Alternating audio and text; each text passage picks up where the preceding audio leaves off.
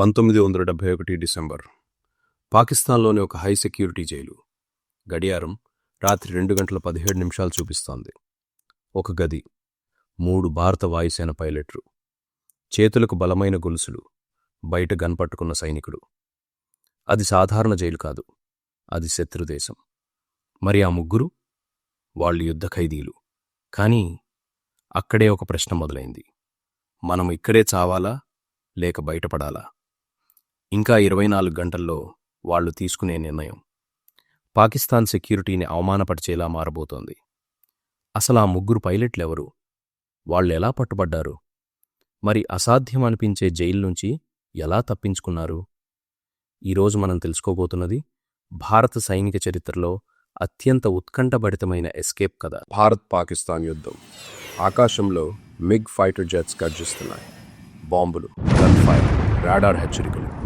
ఆ రోజు machine simple, శత్రు ఎయిర్ బేస్పై దాడి. కానీ యుద్ధం ఎప్పుడూ ప్లాన్ ప్రకారం సాగదు. ఒక ఫ్లైట్ సమయంలో 3 భారత పైలట్ల విమానాలు హిట్ అయ్యాయి.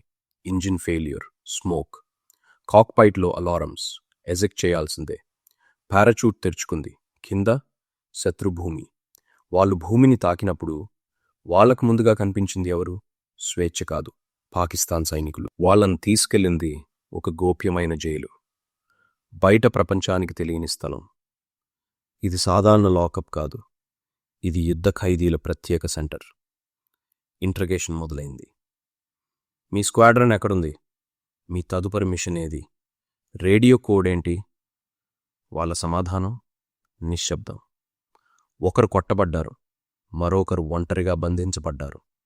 మూడో వాణ్ణి మానసిక ఒత్తిడితో విరగదీయాలని చూశారు. ఇక్కడ ఒక చిన్న ప్రశ్న.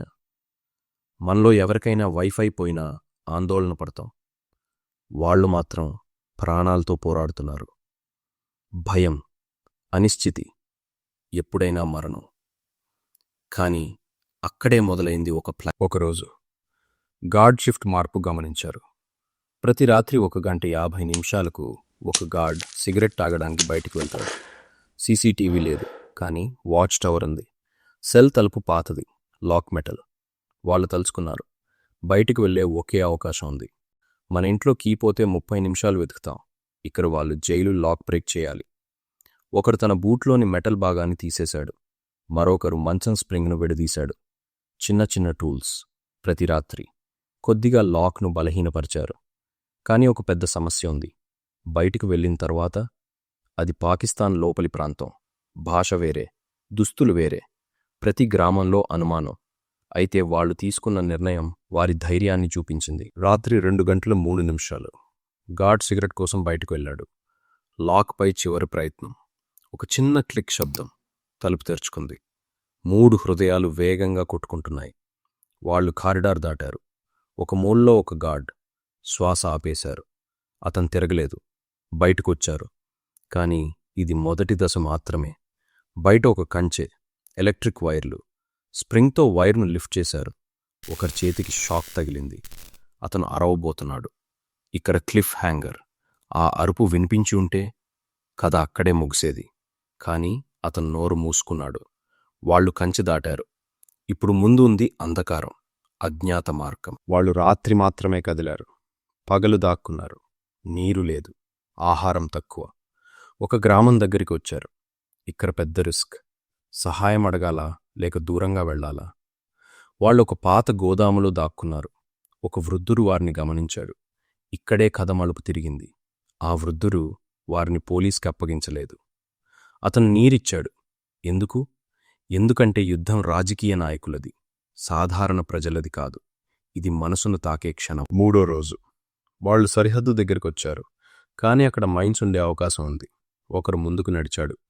ప్రతి అడుగు మరణానికి దగ్గరగా. ఒక చిన్న శబ్దం. వాళ్ళు ఆగిపోయారు. అది మైన్ కాదు, ఒక రాయి. ఉత్కంఠ క్షణం ముగిసింది. చివరకు వాళ్ళు భారత భూభాగంలోకి ప్రవేశించారు. ఆ క్షణం భయం కన్నీళ్లుగా మారింది. వాళ్ళు తిరిగొచ్చినప్పుడు వాళ్ళను హీరోలుగా స్వాగతించారు. కానీ వాళ్ళు చెప్పిన మాట ఒక్కటే: మేము కేవలం మా దేశానికి చేసిన విధి మాత్రమే. ఇది కేవలం ఎస్కేప్ కథ కాదు, ఇది ధైర్యం, మానసిక బలం, స్నేహం, దేశభక్తి. ఒక్కసారి ఆలోచించండి. మన జీవితంలో చిన్న సమస్యలే పెద్దవిగా అనిపిస్తాయి. కానీ ఆ ముగ్గురు శత్రుదేశ జైల్లో మరణం ముందు నిలబడి కూడా వెనక్కి తగ్గలేదు. అదే నిజమైన ధైర్యం. కానీ ఇది మాత్రమే కాదు. పాకిస్తాన్ లోపల ముస్లిం వేషంలో 7 సంవత్సరాలు గూఢచారిగా జీవించిన ఒక భారతీయుడున్నాడు. అతనెవరో తెలుసా? అతనే అజిత్ దోవల్. ఆ అద్భుతమైన స్పై కథను మీరు తప్పక చూడాలి. స్క్రీన్పై కనిపిస్తున్న వీడియోను క్లిక్ చేసి ఆ రహస్య ఆపరేషన్ పూర్తి కథ తెలుసుకోండి. ఎందుకంటే భారత గూఢచారి ప్రపంచంలో ఇంకా ఎన్నో తెలియని కథలున్నాయి.